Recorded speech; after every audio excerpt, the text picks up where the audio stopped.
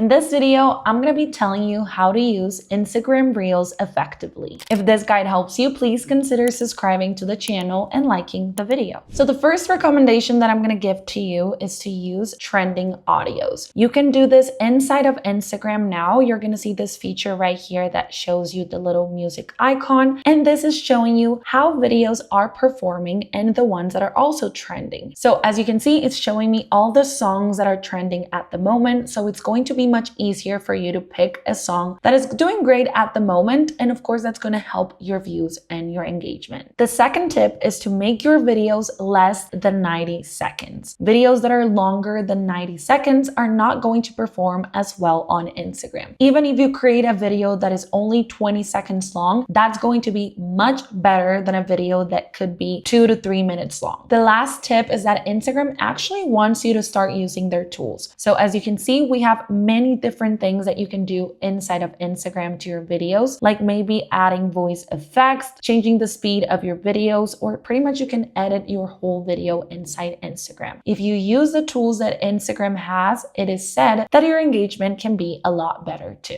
And a bonus tip, of course, is to be consistent. I know everyone says that, but actually social media is all about staying consistent and motivated, even when your videos are not performing as well as you wish to. And that's it. Don't forget to subscribe to the channel and like the video. If you have any questions, leave them down below. I'll see you in the next one.